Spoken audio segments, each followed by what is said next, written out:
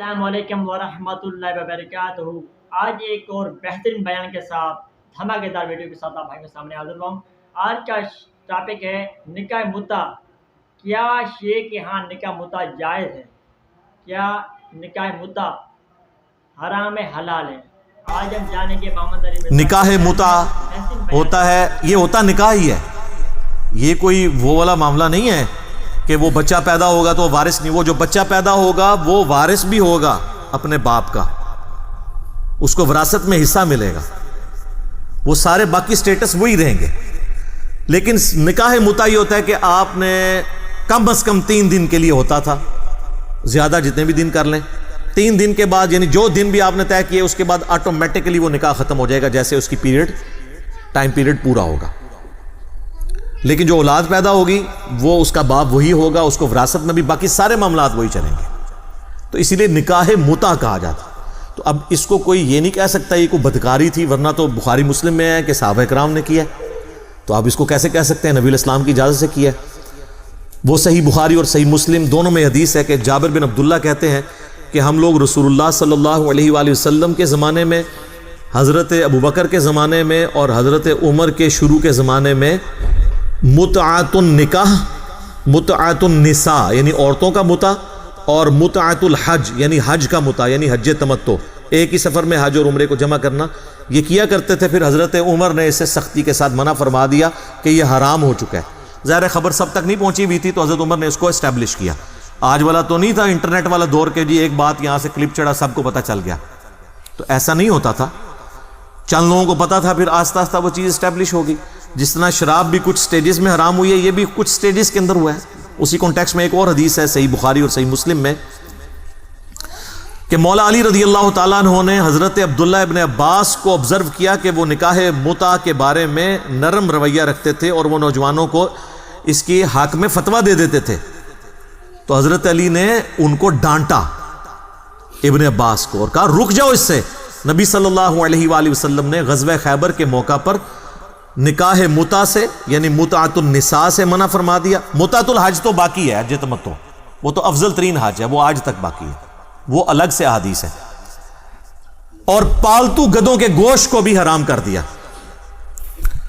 البتہ یہ بات ٹھیک ہے کہ صحیح بخاری میں آتا ہے کہ ابن عباس فتویٰ ہمیشہ یہی دیتے تھے کہ یہ جائز ہے، لیکن صحیح بخاری میں موجود ہے جب ان کے غلام نے کہا کہ یہ اس صورت میں ہے کہ جب کوئی شخص سفر میں ہو یا عورتوں کی کمی ہو جائے اور مجبوری میں کہیں پہ معاملہ ہو جائے جہاد کے دوران، تو عبداللہ بن عباس نے کہا ہاں میں بھی اسی صورت میں اسے جائز سمجھتا ہوں، عام حالت میں نہیں ہے۔ اور سر حیران کن بات آپ کو بتاؤں، شیعہ بھی عام حالت میں نکاح متع کو حرام سمجھتے ہیں۔ جن کی بیویاں ہیں ان کے لیے نہیں وہ کہتے متع کریں جی، وہ یہ کہتے ہیں آپ جہاد میں گئے ہیں یا دوسرے ملک چلے گئے جہاں آپ اپنی بیوی نہیں ساتھ لے کے جا سکے تو وقتی طور پر نکاح کر لیں، مطلقاً نہیں ہے جس طرح پبلک میں مشہور ہے۔ اور یہ ابن عباس کا بھی موقف تھا، لیکن یہ ابن عباس کا موقف شاذ ہے، صحابہ کے اجماع کے خلاف ہے۔ اور اس حوالے سے امام بخاری نے بھی پورا چیپٹر باندھا ہے اور باقاعدہ اپنا قول بھی لکھا ہے کہ نکاح متع اب ہمیشہ کے لیے منسوخ ہو چکا ہے۔ اور صحیح مسلم میں بھی امام نووی نے چونکہ اس کے بعد باب باندھے ہیں، مسلم شریف کے امام مسلم نے خود نہیں باندھے تھے، چھوڑ دیے تھے انہوں نے بھی یہی باب باندھا ہے کہ یہ ہمیشہ کے لیے حرام ہے۔ لہٰذا اہل سنت میں تو اتفاق ہے، اس لیے اہل سنت کے علماء کی جب آپ تقاریر سنیں یا ان کی کتابیں پڑھیں تو وہ بنیادی حدیث یہی لے کے چلتے ہیں جو صحیح بخاری اور صحیح مسلم دونوں میں ہے۔ ایک تو ابن عباس والی بتائیے، ایک الگ سے بھی ہے کہ مولا علی رضی اللہ تعالیٰ عنہ کہتے ہیں کہ نبی صلی اللہ علیہ وآلہ وسلم نے غزوہ خیبر کے موقع پر پالتو گدوں کے گوشت کو اور نکاح متع کو حرام فرما دیا تھا۔ کنفیوژن کیوں پیدا ہوئی؟ وہ صحیح مسلم میں ایک حدیث ہے کہ فتح مکہ کے موقع پر نبی صلی اللہ علیہ وآلہ وسلم نے اسی سال غزوہ اوطاس بھی ہوا تھا، اس موقع کے اوپر 3 دن کے لیے صحابہ کو سفر میں، اس جہادی سفر کے دوران جب ان کی بیویاں ان کے ساتھ نہیں تھی، متع کی اجازت دے دی تھی 3 دن کے لیے۔ وہ جو پابندی تھی وہ وقتی طور پر نبی الاسلام نے اللہ کی وحی کے ذریعے اٹھائی، اور اس کے بعد اسی حدیث میں موجود ہے، وہ حدیث روایت کی ہے صبرہ بن معبد نے، وہ کہتے ہیں پھر نبی علیہ السلام نے اناؤنسمنٹ کی کہ اب قیامت تک کے لیے حرام ہے نکاح متع، قیامت تک کے لیے۔ یہ اس میں الفاظ ہیں. اور 26 احادیث ہیں صحیح مسلم میں، ایک پورا چیپٹر ہے، اس میں آپ کو کئی صحابہ سے ملے گا کہ اب یہ حرام ہے. اور وہ انٹرنیشنل نمبر ہے ان احادیث کا 3410 سے لے کر 3435 تک، 3410 سے 3435 تک. اور اس میں آپ ایک حدیث تو ضرور پڑھیے گا، 3429 نمبر 3429، کہ عبداللہ ابن زبیر جب خلیفہ بنے. عبداللہ ابن زبیر خلیفہ بنے ہیں 64 ہجری کے بعد، جب مولا علی کو فوت ہوئے ہوئے کم از کم 24 سال گزر چکے تھے. تو مولا علی کے سمجھانے کے باوجود بھی عبداللہ ابن عباس اپنے فتوے پہ قائم تھے، وہ نکاح متع کو جائز سمجھتے تھے، انہوں نے رجوع نہیں کیا. تو پھر شیعہ یہی پھر سنیوں کو پھکی دیتے ہیں نا، وہ کہتے ہیں تم کہتے ہو صحابہ جو ہیں وہ ستاروں کی مانند ہیں، تو پھر ابن عباس ستارہ نہیں ہے جس کے بارے میں بخاری میں حدیث ہے کہ اسے اے اللہ قرآن کا علم عطا فرما؟ تو پھر آپ لوگ اس کو نہیں مانتے. تو ہم کیا کہتے ہیں کہ ان کا قول شاذ ہے. اور بعض لوگ کہتے ہیں رجوع کر لیا تھا، رجوع والی تو کوئی بات نظر ہی نہیں اس میں آ رہی. بخاری میں بھی موجود ہے کہ وہ اس کنڈیشن کے اندر فتویٰ دیتے تھے. اور مسلم شریف میں عبداللہ بن زبیر خلیفہ بنے 64 ہجری میں، 73 ہجری میں وہ شہید ہوئے ہیں 9 سال کے لیے. یزید کے مرنے کے بعد حجاز میں ان کی حکومت تھی. تو وہ خطبہ دے رہے ہیں، خطبے کے دوران انہوں نے عبداللہ ابن عباس کی طرف اشارہ کر کے کہا کہ بعض لوگ دنیا میں اپنی آنکھوں سے اندھے ہو چکے ہیں اور اللہ نے ان کو دل کا بھی اندھا کر دیا کہ وہ اس قسم کے فتوے دیتے ہیں کہ نکاح متع جائز ہے. اب عبداللہ ابن عباس کو غصہ آ گیا. انہوں نے اسی خطبے کے اندر ہی کہا کہ تم بے ادب اور کم فہم ہو. امام المتقین صلی اللہ علیہ وآلہ وسلم جو پرہیزگاروں کے امام تھے، انہوں نے متع کی اجازت دی ہے.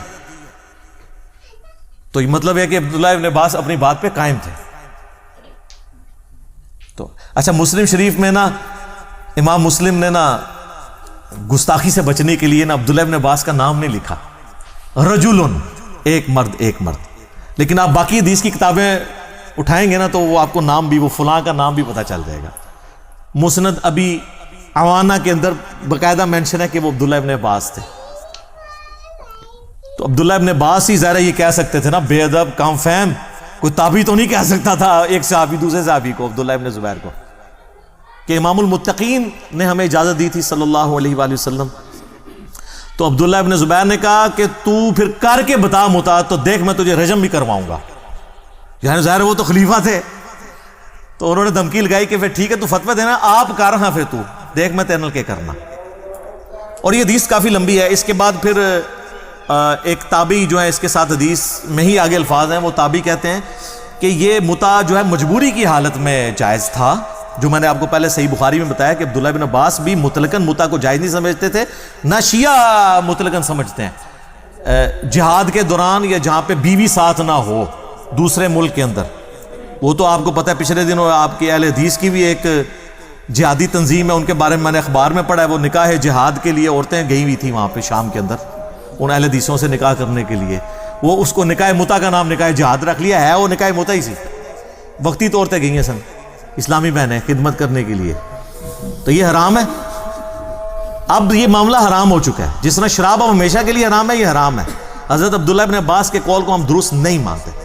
تو وہ صحیح مسلم کی حدیث میں وہ آتا ہے، وہ تابعی کہتے ہیں کہ جس طرح مردار کھانا مجبوراً جان بچانے کے لیے جائز ہو جاتا ہے، اس صورت میں جائز ہے، مطلقاً یہ جائز نہیں ہے.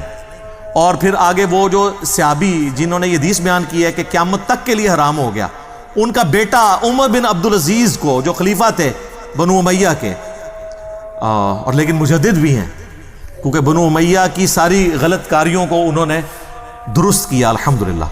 تو عمر بن عبدالعزیز کی موجودگی میں نا وہ اسی صحابی کا بیٹا جو صبرہ بن معبد کا بیٹا ہے، ربیع بن صبرہ، وہ عمر بن عبدالعزیز کو یہ حدیث سناتا ہے کہ میرے باپ نے خود بھی نکاح متع کیا تھا، اور انہوں نے مجھے بتایا تھا کہ نبی علیہ السلام نے فتح مکہ کے موقع پر چند دنوں کے لیے اجازت دی تھی، پہلے خیبر کے بعد حرام ہوا، اور پھر جب یہاں حرام ہوا تو وہ ہمیشہ کے لیے حرام ہو گیا غزوہ اوتاس کے موقع پر فتح مکہ والے سال.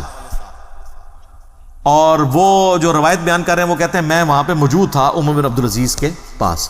اچھا، یہ ساری جو مسلم شریف کی حدیث ہے نا، یہ مسند ابی عوانہ کے اندر بھی آتی ہے، اور وہاں پہ وہ رجل ان کے نام بھی موجود ہے کہ وہ عبداللہ ابن عباس تھے. اور اس کے آگے یہی ربیع بن صبرہ کہتا ہے کہ عبداللہ ابن عباس نے مرنے سے پہلے اپنے فتوے سے رجوع کر لیا تھا، لیکن یہ الفاظ مسلم میں نہیں ہے، بخاری سے بھی یہی پتہ چلتا ہے کہ کوئی رجوع نہیں کیا۔ اب یہ ان کا حسن ظن ہے کہ ان کا حسن ظن ہوگا، کیونکہ انہوں نے یہ نہیں کہا کہ مجھے انہوں نے بتایا، انہوں نے کہا کہ انہوں نے رجوع کر لیا تھا۔ اب وہ کیا ہے، سند ہے، ان تک پہنچی بات نہیں پہنچی، بل اہل سنت عبداللہ ابن عباس کے حوالے سے جان چھڑانے کے لیے یہ روایت پیش کرتے ہیں۔ باقی جو اکثریت اہل سنت کی وہ اس روایت کا سہارا نہیں لیتی، وہ کہتی ہے کہ جی یہ کیسے ہو سکتا ہے انہوں نے رجوع نہ کیا ہو جب ان کو احادیث کا پتہ چلا تھا۔